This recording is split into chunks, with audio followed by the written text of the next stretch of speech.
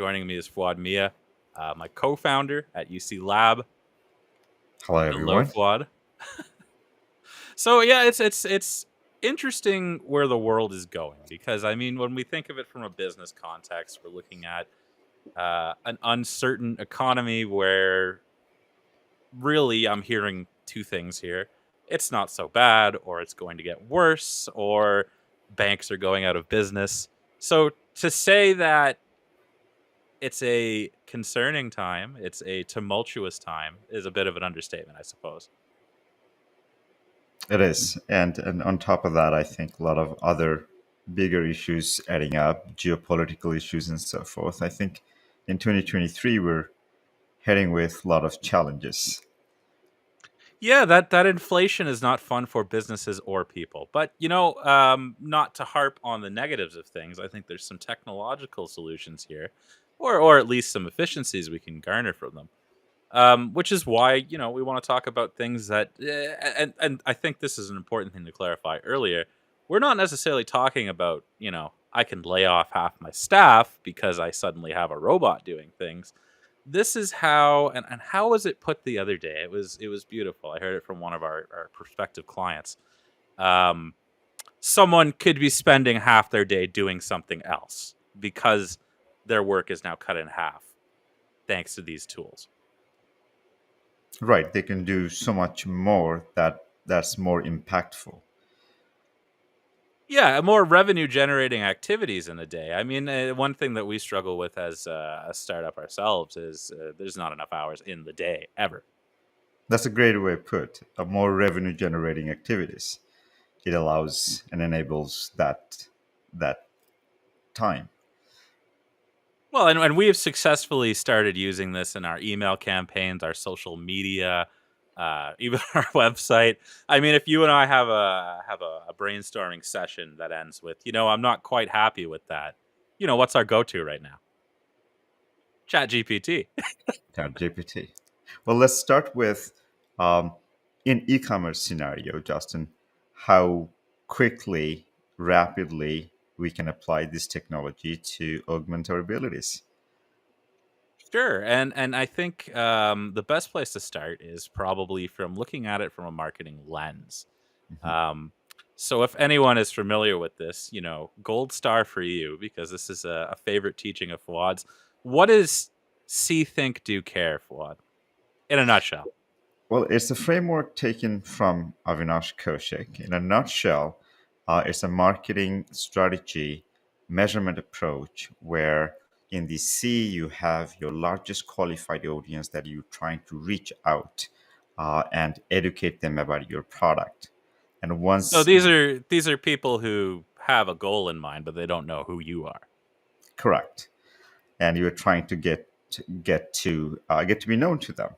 And Mhm. once they know you, they come to your site or they interact with you in some manner, then they get in the phase where our job as marketers is to keep them engaged and gradually move them to wanting to do something, which is things like adding to cart or making a transaction. And care is your segment of customers who have purchased twice or more, which confirms that they are your genuine customers, not just accidentally purchased once. Yeah. So what we've done here, folks, is we've overlaid see, think, do, care with the activities that are commonly laborious in each section. For you to start thinking about how these automations can actually help you achieve your goals while being less of a burden, less of a time consuming activity. So, for example, in C, I mean, two of the big things here is you're going to be generating a ton of ad copy for your different segments, your different products, what you want to highlight, which is a lot of manual work. But outside of the manual work, how much thought goes into an ad copy, Fuad? Well, a lot time consuming, I think. In my case, generating 3 or 4 ad copies, that would be reasonably fast. But generating, let's say, from the same idea, 20 different ad copies to really find the winner that has the highest quality score, that that you can accommodate all the keywords that you were trying to target, with user experience and Google Ads quality score. It's quite tough, Justin. You really have to push your creativity, and ChatGPT would do a tremendous job creating 30, 40 different ad copies from the same idea with the parameters that you set in terms of, what are the character limits of headlines, what are the keywords you are trying to repeat again and again, and so forth. You'll instantly get, 20, 30 ad copies as you desire. And I think that will save tremendous number of hours. Now, right out of the box, you can go ahead and chat GPT and already do this, but you can also programmatically add it in your workflow so that you can also avoid going to chat GPT and adding that, thinking that prompt again and again. This could be designed nicely in a workflow, chain kind of actions, one after I, one. I think that's a really important point to mention, and I'll just cut back to us here real quick. Um, this is all previously things that you had to do through the interface. And what's happened in the last month is that OpenAI has released the API for ChatGPT. What does this mean for you? Well, it means if you have a very handy programmer Mhm. on hand or a very clever agency such as UC Lab, they can actually integrate these workflows with ChatGPT.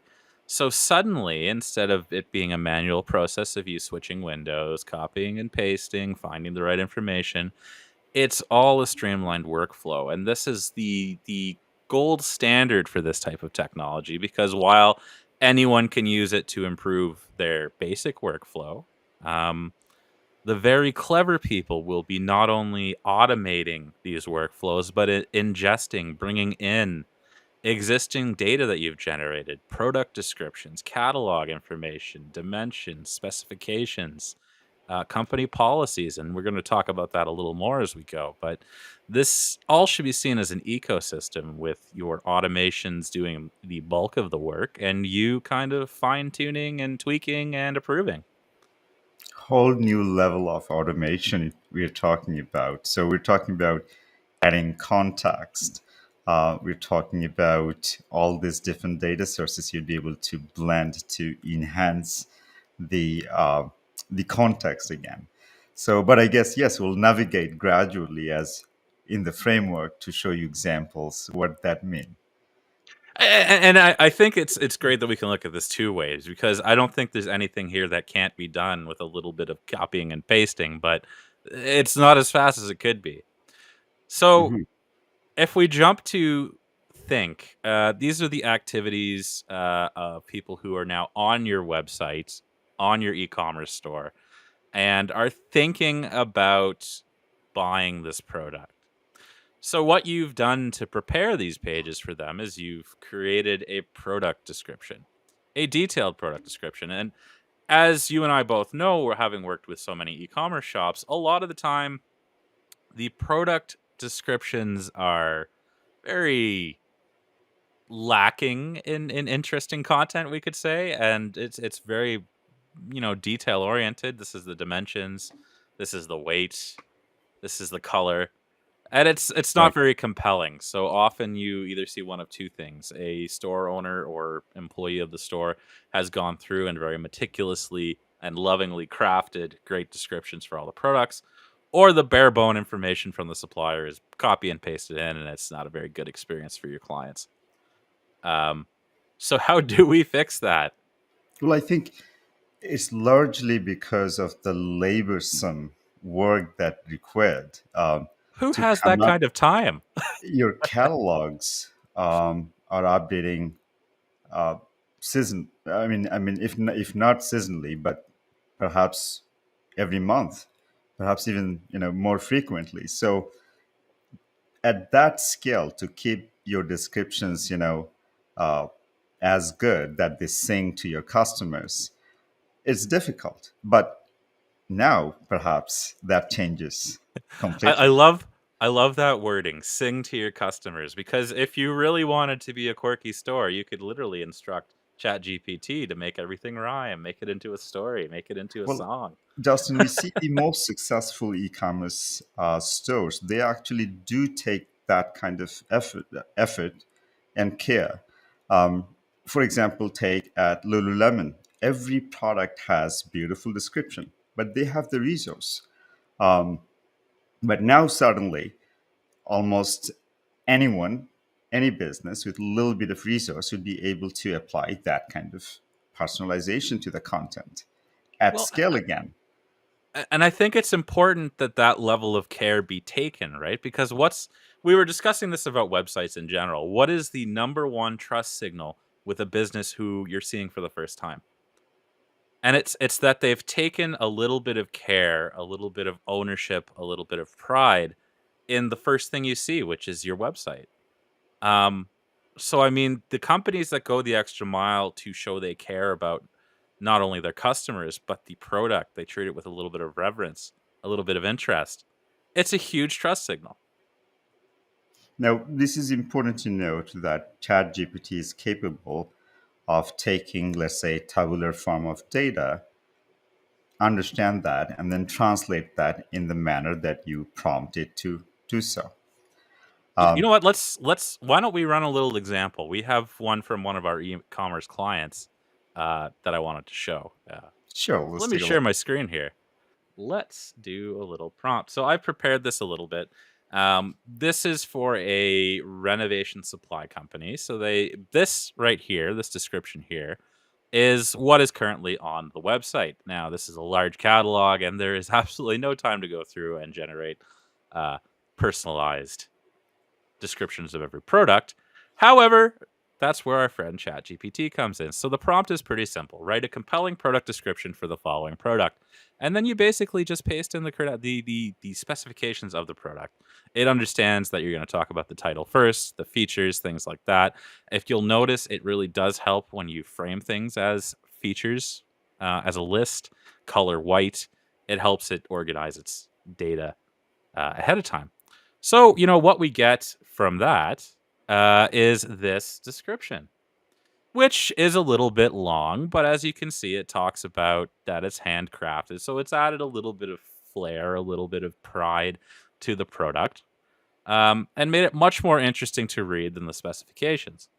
Now, if we decide this is too long,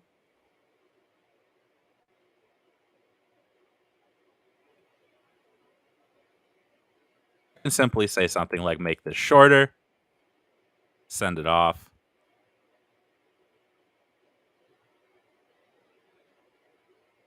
and boom, it's written me, maybe not something, necessarily as long or as interesting, but it's shortened a lot. And this is important for ad copy, for example.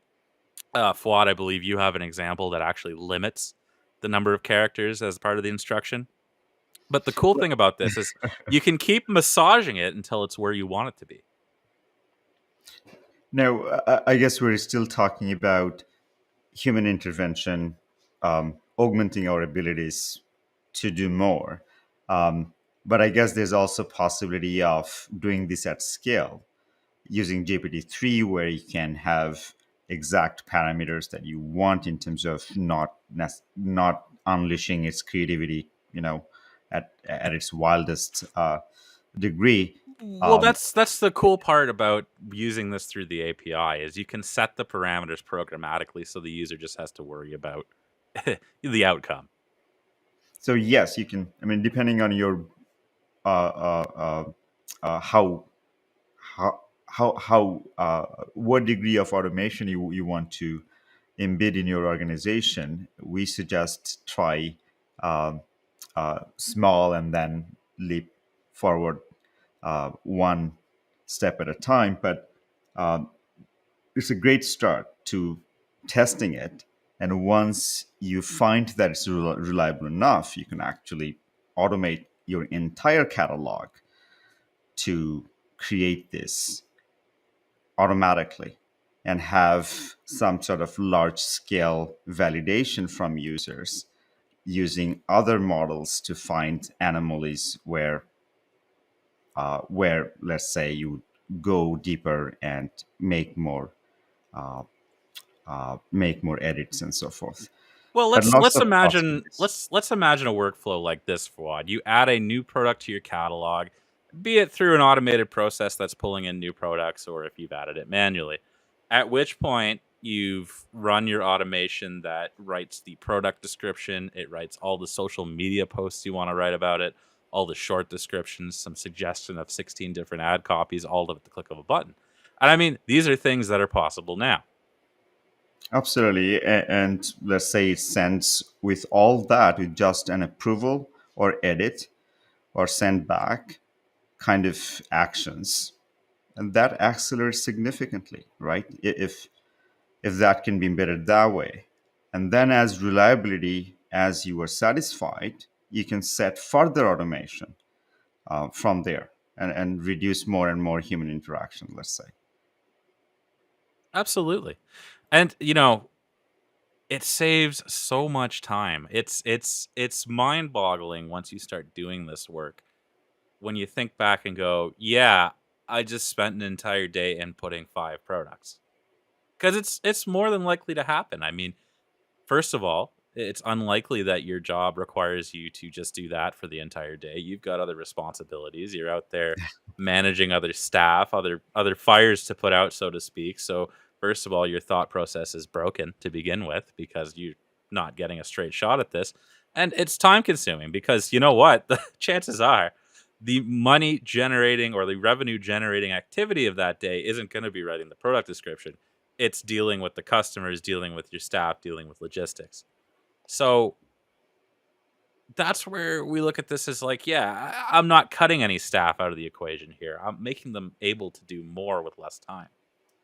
Absolutely. We recently talked to an e-commerce business, and they said, well, if you remember, Justin, we proposed that, hey, why don't we have virtual consultation, even though it's a store front business, but people are looking for that kind of services. I would like to talk to a designer virtually. Lululemon is doing it, but most of the businesses, they're busy doing these kind of things, writing blogs, serving customers, doing data entries.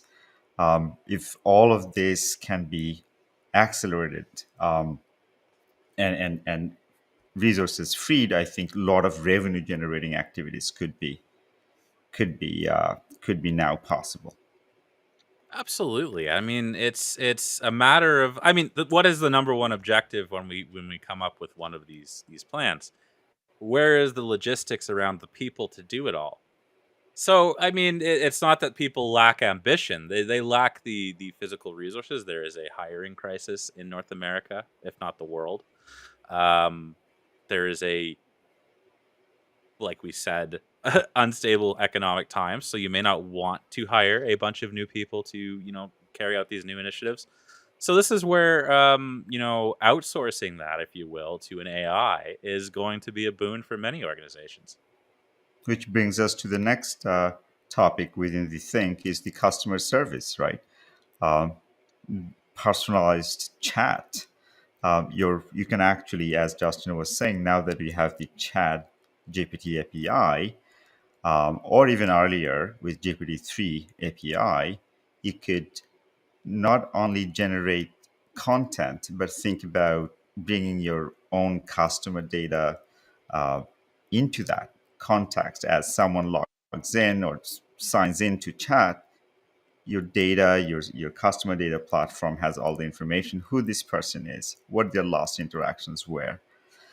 You feed that within your programmatic prompt as conversation is happening, and it becomes really a relevant conversation, as if you that's it's really going to very close to a human conversation because all the contact reasoning is there.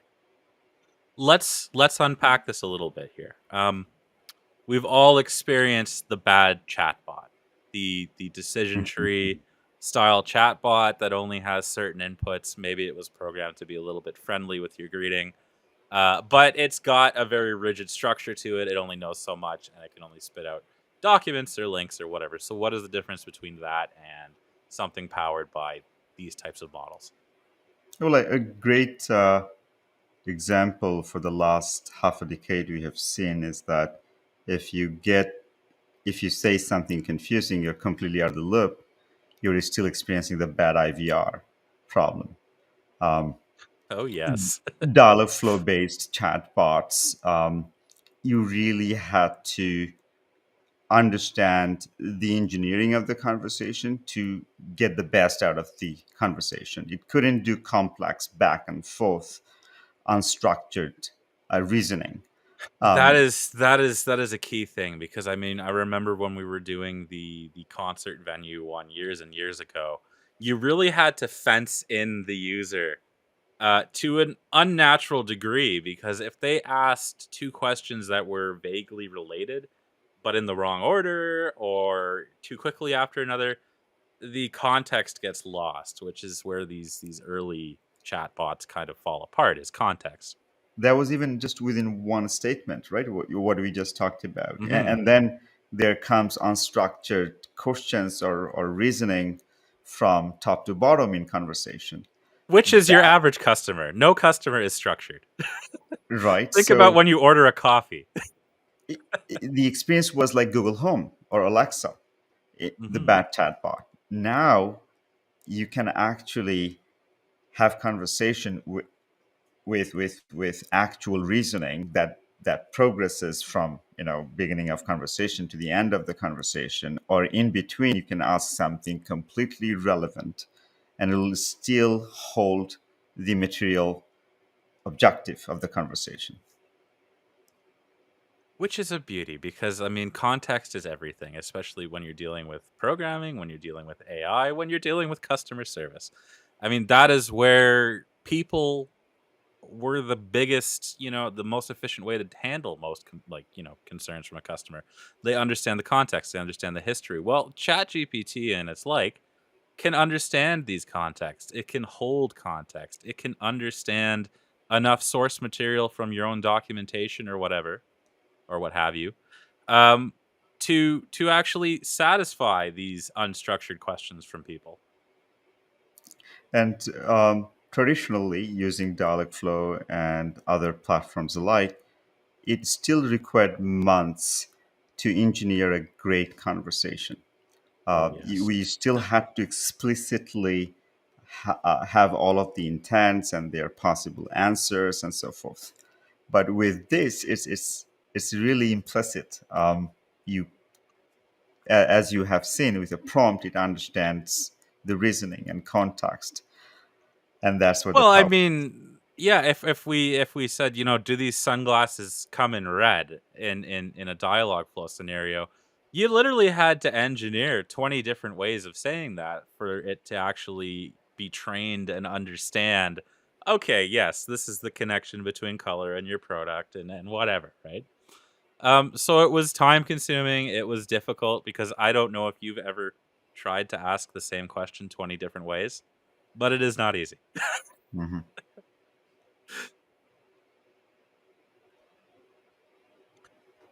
So I think we also touched on this a little bit during my little live chat GPT dive. You can also generate blog content, social media content, and if you recall, you can even instruct it to create the hashtags for your post, which is really handy. I mean, I struggle with the hashtags sometimes, Fuad. Well, the maximum number of characters to leverage that on Twitter is really it's an art, and I could never hone on to it. So this allows me to leverage the maximum character. I mean, not just for the sake of using it, because ideas are often complex to express, but it helps you leverage all of the resource you have, which is in this case the number of characters in Twitter, along with the hashtag. Usually, it would take anyone a good amount of time, but with this, you can shave at least 90 to 95% of time getting to the right tweet. Oh, high school interns, watch out. GPT is coming for you. Well, I think they are very smart. They're already using it to their advantage. They already Um, know how to use it. They've been using it since school, apparently. Right. All right. So we've written beautiful content both in our social media. We've got an interactive chat bot that is, a very believable stand-in for a human. We've generated some poetic content to describe our products. We've convinced someone that this is the product for them. Now we enter the do stage. What can GPT and the like do for us there? I was getting interesting. So add to cart. We generally know that it's a pretty big thing in e-commerce, and most don't complete their transactions at first visit. You have to bring them back to the site. Traditionally, we do cart abandoned emails with programmatically, of course, placeholder of the products that are in the cart. Come back, it's waiting for you. Uh, uh, you know, blah blah blah. It's a canned response, and you will get that same response every time you abandon your cart. Yes, every time. Maybe if the brand is very smart, they have They have a few five variations, variations. Yeah. 10 variations, 20 variations. A lot of Who work has who at has that end. time for this? Right time, and it and you have to keep them up to date. Once you have 20 copies, it doesn't mean that they're going to be relevant next year. So it's a lot of work, and this And is it where doesn't compel me any additional information or reason I should buy the product either. It's like, "Oh yeah, I had that in the cart. Guess I should get on that." You know? yeah, and we're not talking about, hey, go to ChatGPT and write a personalized email and then send it to your customer. Imagine the email that you send programmatically right now from either MailChimp or Exponia or all these beautiful other email platforms. If every single email could be personalized um, with context of your customer in terms of their demographics, who they are, what their recent interactions were, not just what they added to the cart, what their preferences are, and so forth, as well as your business data, such as what you have in store, what new things are coming along, and so forth, and what you want. Let's say you want to push something that's very profitable as well. And you give all of this context programmatically to either GPT-3 or ChatGPT, and you get an email copy that's programmatically ingested into your campaign for cart abandonments. And everyone receives a very personalized email, not with placeholders, but an unique email that's probably never written before. Now, Very well, relevant. I believe you've created a little bit of a demo. I mean, we're gonna have to use our imagination on the automation side of it, but you've kind of done a prompt that, I Yes, I did. Let me show it to you. And here I'm assuming that I brought customer artifacts from my customer database programmatically, customer name, age, gender, and so forth and so forth.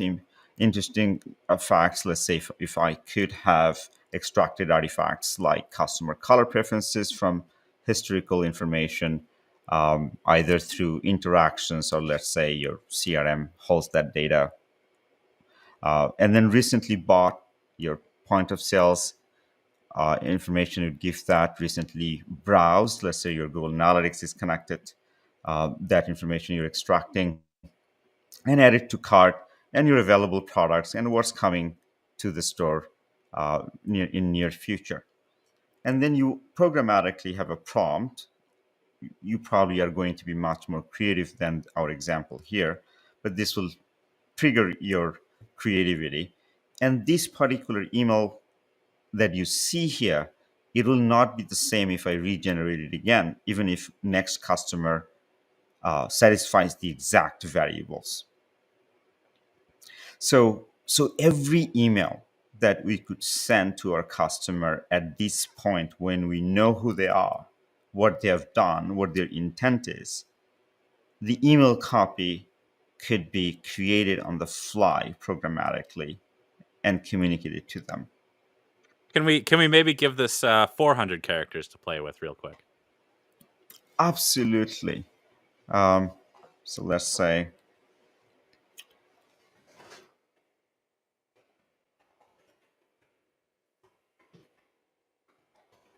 oops, sorry.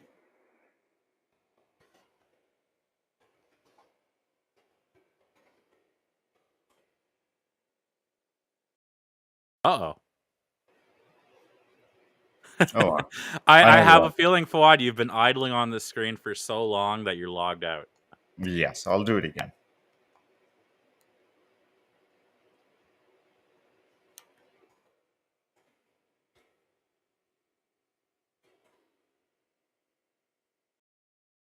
I think you may have to refresh your whole browser because you're logged out. Hmm. That's very possible. Well, the one That's thing about exactly this what happened.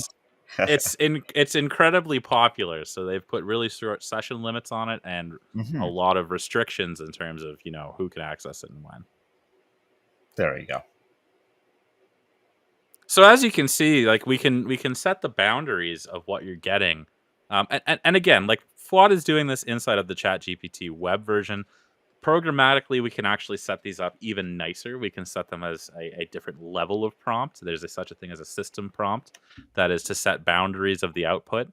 So programmatically, you can do that as well, and it creates more interesting variations. It creates them tailored to what you're trying to put them in. So you can set boundaries like characters. You can set the medium because it's aware of what Twitter is. It's aware of what LinkedIn is. It's aware of what a Google ad is basically like. So you can set whatever parameters you think of, and I think this is where the prompt engineering side of things comes into play, where you need a little bit of experience on what inputs are going to get me what outputs. But the cool thing is, as Fuad is showing you here, anything we can do programmatically, you could first kind of prototype inside of this interface that they built here. Absolutely. Um, so at personalization at this level, at scale, should do a lot of impact on your cart. Excellent. Well, let's take a bigger Hello, dive Mr. here. Whoops, I started playing the wrong thing. I have too many tabs open. Let's play this. Perfect. So, okay, we're in do. We've done our ad copy programmatically. We've done our emails programmatically. Someone has purchased something. So, what is the final stage here? Care. What happens in the care column? What? That's an interesting segment here. So this is your segment for customers who have done business with you twice or more. And at this stage, you have probably an app or something. Let's say let's hypothetically think of that, and they have that on their phone. Imagine how much information you can actually use and give to your prompt to personalize your customer's experience with you. So you can bring, now you have historical transactions, what they bought, the frequency of their purchase. You have, again, all of your customers demographics and so forth, if you collect that, or the other signals that you collect, and again, your business data. So at this moment, you should be able to know, anticipate what customer may need. Your propensity models would become very, very important at this stage. You would be able to understand, among many products that you probably sell, which product would probably be the most relevant product that they haven't even discovered. But you'd be able to understand that with your AI models, and then use GPT-3 or ChatGPT to customize those communications through app, through web, through email. Their entire journey could be personalized in all mediums. And I think that is the holy grail of these types of letters. I mean, these types of communications. Um, you want to be able to have a one-to-one conversation with somebody at scale, very relevant, very personalized. But really, the tools you have now are not very good at doing that. It's, canned responses, it's programmatic responses, but you can have that one to one conversation with every single one of your customers relevant to them with, a personalized touch to it, um, en Well, for masse. example, absolutely. Now, as they come to the website, they're logged in. You should really think about how you can show care for them. Your banner perhaps have the content that's really for them on every page, on every, if you want to go that far, every product description could be really geared to them, to their Yeah, I mean, preferences. suddenly the product description says this goes really great with, that sweater vest you bought last week. Yeah, this new product, these new sunglasses will go with the great shorts that you bought. Which, I And mean, people are doing that in a very boring way now. You see the related products or, similar things you've bought in the past or similar things other users have bought. But to see that in the product description would speak very personally to a and browser of that site. so remember, you know your customers' color preferences and so forth. So every product page as you go, your prompt and your programmatic experience could be in a way that if I like yellow, yes, you're probably already doing that, that you show the first color variation yellow. But now the product description could be on the fly. It's from the And lens of yellow. right. And all the other cues that you have from the customer that could be applied to the product blended to create the product description. Now, suddenly, again, as we said in the beginning, you're singing to the customer, something that will You're resonate with them. you're not just singing, it's an opera. It's a very well produced orchestra of information and intent. And this is what you mean personalization at scale. We have been saying that last 10 years, but what we meant is variables, programmatic placeholder replacements. Rigid structures with no ability to think for themselves. Absolutely. And yeah, that's game changing. Now, I know not everybody here is in the e-commerce business, so what are some other tools we can use for more generalized purposes? Now, Fuad, did you want to do Blue Cap or Sprite next? Let's start with Sprite. Perfect. Oh, so set it up. What is Sprite? Okay, so we are talking about productivity at scale. We're talking about operational efficiency. Sprite is a tool, a POC, whatever you call it. We are going to show you how in the healthcare domain we can automate some of the very time consuming tasks and augment our ability as well at the same time in real time to get things done faster with better outcomes.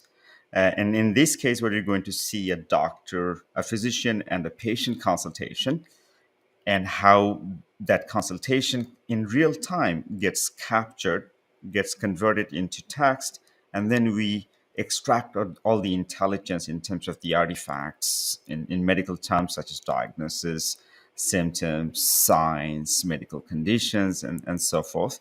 And then we take those artifacts and then we present those artifacts to GPT-3 and we say, hey, produce a SOAP.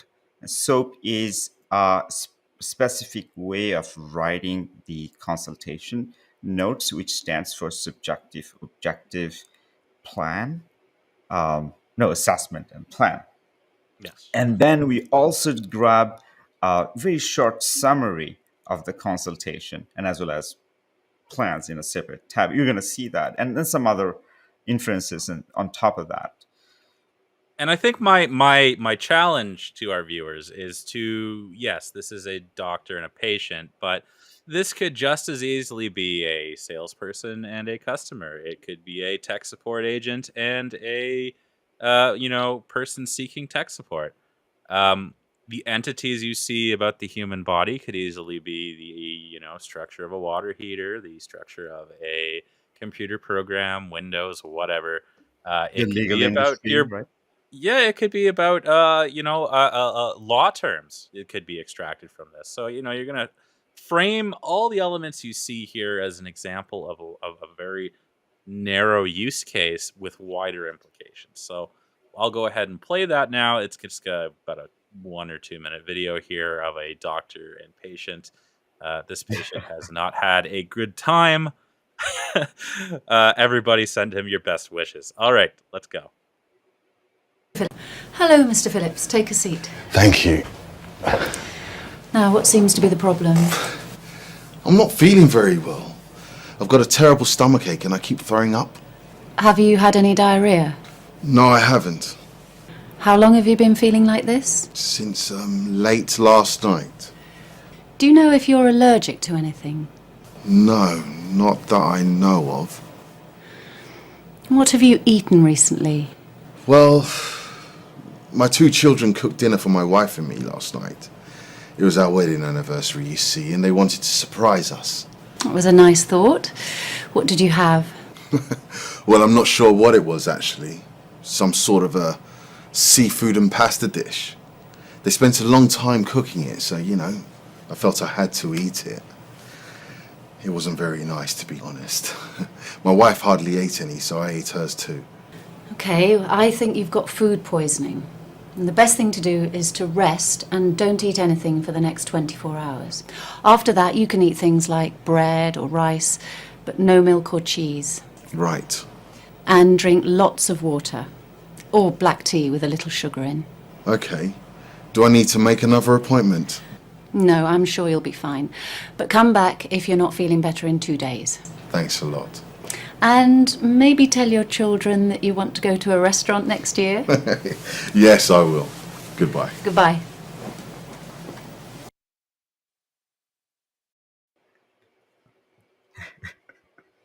That's what I'd call a bad time. I mean, your kids cook something for you. You gotta eat it, right, Fuad? You have to, yes. So, okay, let me pull up my screen here, and we'll kind of go over what kind of just happened, and what has been done from a artificial intelligence perspective. That was a funny consult. I think he was very forthcoming about all of it. Amazing. All right, so I what are we think, looking at? I think on the top, oh, these are amazing. Look at that. We have food poisoning, which was the diagnosis. We have all the very important information presented on the top from the consultation, so the doctor can quickly visualize the material information that he's going to consider for the following actions that he's going to take. Again, I think that really adds a lot of value because we often lose track sometimes. I'm not Well, saying doctors do that. well. I will say that a lot of doctors admit to not doing these notes immediately after a consultation. So Mhm. you may have seen 20 other patients that day, 30 other patients, and at the end of the day, you kind of bulk write out the outcomes of each. And you know what? You are going on memory at that point. And I'm not saying that these are inherently wrong. Doctors are very well educated and have great memories. But, that's difficult for anybody to do. Agreed. And right below that, you are looking at all the artifacts, the medical artifacts that we extracted, but also contextually interrelated. Um, Yeah, so we can see that the doctor suggested that the treatment for this was to drink lots of water and black tea. Don't eat for the next 24 hours. Uh, that food poisoning is 89% the likely outcome of this. Um, and that diarrhea was mentioned, but it was negated. So the patient said, "No, I am not having that symptom." And I think that's also important to note at the top here. Feeling very well, no. Diarrhea, no. Feeling better? No. Stomachache is a symptom of it. Food poisoning is the conditioning, and the stomach is the anatomy affected. Yeah, I mean, what is really interesting is that you're creating a real-time database with intelligence built into it. Now you'd be able to query it, you'd be able to understand trends of your patients. The access to this data and intelligence is now almost in near real time. So this enables so much more possibilities, not only in the medical context, but think about in the legal context and all the other examples that Justin was giving. Not only you are having recordings of this, but you are also democratizing the ability of using this database for so many other things. Here Justin is visualizing this soap, and GPT-3 was used in this case to create the format of the note that's widely accepted in the health industry. And it's important to note that actually this is something that ChatGPT at this time can't do, because what is powering this specific note format, Fuad? Sorry, what was that question, Justin? Well, what is the method of creating this? Like, what was the process of it? I believe you made a fine-tuned model. Right. So we have a fine-tuned model with lots of examples with actual ground truth, the data, and what the outcome is. From there, we trained GPT-3 to understand what results we want to achieve, and yeah, so it's the fine-tuning method within GPT-3. Apologize, Justin, didn't Yeah, understand you. no problem, no problem.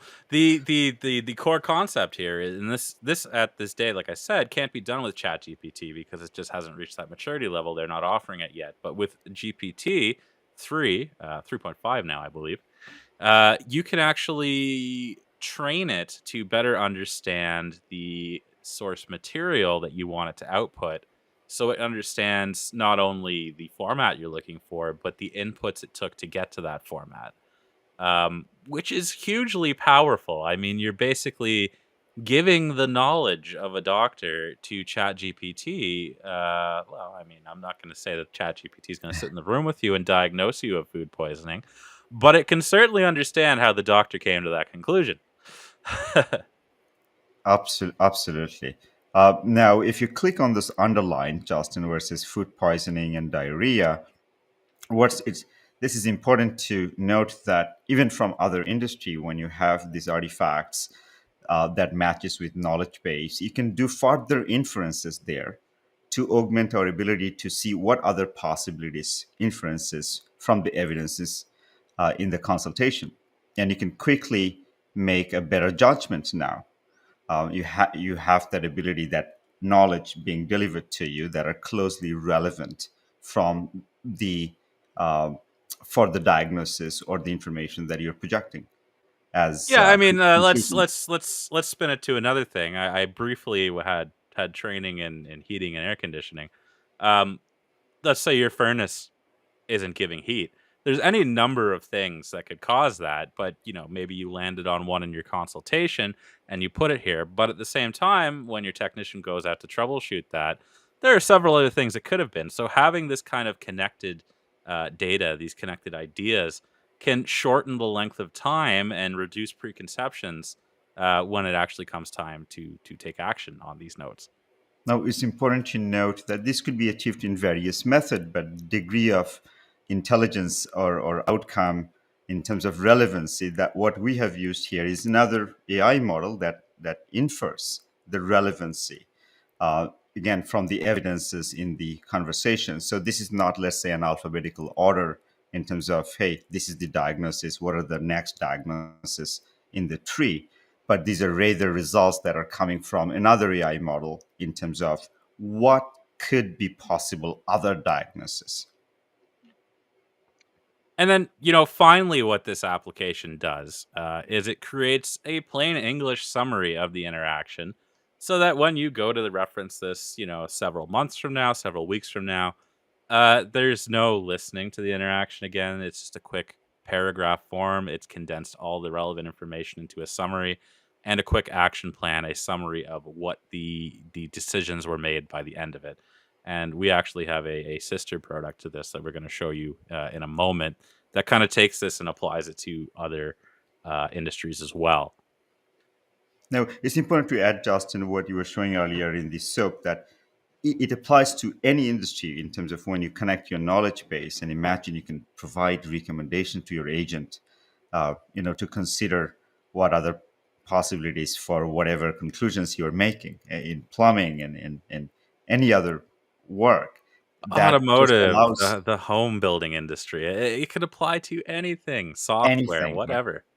And then add your augmented AR glass, perhaps, and imagine all these recommendations projecting as you're building, as you're doing things. It could help a lot, of course. Now, for what I think, because we're running a little long, I'm going to do the blue cap, and that'll be our kind of final demo. If you're Absolutely. okay with that, perfect. Let me just pull up our old buddy, our old pal, blue cap. Yeah, blue cap is a demonstration that will show us how similar in meeting context, in more general terms, we can uh, automate intelligence like summaries of conversation, but a little bit more than that in terms of how we can continuously uh, build intelligence as conversation happens, automating that is. I figured for old time's sake, I'd bring blue cap into the conversation. It can nod at us a couple times and agree with everything we say because we programmed it that way. But the meat and potatoes, like Fawad said, is the blue cap dashboard, which I have right in front of me. And one of the, yes, I'll let you take over, Justin. What we've got in front of us is a online meeting that we had with a attendee to one of our previous events, helping them get set up for the event. And this was to discuss ensuring that Google Analytics 4 was installed on the website, that it was connected to BigQuery, and that it had, or the organization had a Google Cloud identity, which is 3 prerequisites for the event that we were running. So as you can see here, this was a 25-minute conversation, which the AI, which specifically here is GPT 3.5, has condensed into a very quick summary of all the salient details of the conversation. On top of that, we've also had it isolate the key takeaways, the important things that were discussed and we need to know and are probably actionable from this conversation. And no one has said take these specific key points. This is all the AI inferring based on the context what are the next things or what we should know from this.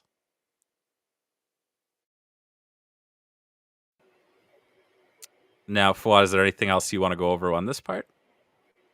Yeah, I think one really important part is, let's say if I continue having conversation with this participant, I the automation part that would be really nice from here is that it'll continue building context for this customer without me having to do anything. Now, I guess we haven't really talked to Rob since then, but just if you scroll below and click on this participant, um, but we'll get the understanding. If we talk to him next time, it'll automatically pull this information and update the context, not just on the basis of last interaction only, but interactions before that, put together, blended, at the same time understanding the time relevance. Meaning, a conversation that we probably had a year ago doesn't have as much relevance as the conversation we had yesterday. So you'll understand all of those things, and then here visualize, communicate the business intent, his sentiment with us, and what are some of the next few things we can act on, and as well Well, as this is spot on. This is spot on for the interaction we have had because this is the next actionable thing for them. Get them prepared for the event. So like you said, I mean, this is going to grow with the customer as we interact. This will change, but right now at this present time, this is 100% accurate. If I was handing this off to someone who'd never talked to this customer before, this potential before, I could comfortably hand this off and say this is exactly where we're at with them. So that's imagine the productivity productivity you have in your organization if this happens at scale. How much time you have saved and how much intelligence you have extracted, and take all this information, democratize this to your marketing department, and think about the personalized experiences that could be even further depend using these dimensions tied with your e-commerce data. Yeah. Well, yeah, I mean, like when we're talking about the marketing entities we could derive here. So this is a kind of summary of the things that we've talked to this client with. Now, size represents the magnitude, the number of times we've talked about it, and the color is representing the overall sentiment towards it. So if I wanted to send, relevant ads or email copy to this potential, I can see that artificial intelligence is something that we've had a very positive interaction with multiple times because it's of the magnitude of it. And programmatically, these would be represented through numbers. And this is probably a good play for me. I should send out more information about our artificial intelligence offerings and what we can do, in regards to that topic. And this doesn't have to be AI. This could be, if you were selling sports equipment and they talked about baseball. Well, you know what? You're going to sell your baseball equipment to them or their hockey gear or whatever based on the conversation. So let's think about this in terms of the e-commerce. Let's say these are the conversations happening in the customer service when refund, when there is a problem or there's support needed or they have questions and so forth. Many different information could be unfolded. All these different information and artifacts could be actually used as placeholders and variables within the prompt that we build for sending different communications as information that we give or ingest to the prompt from customer's perspective dynamically. And the outcome that ChatGPT or GPT-3 would give us would be considering these information about a customer at scale.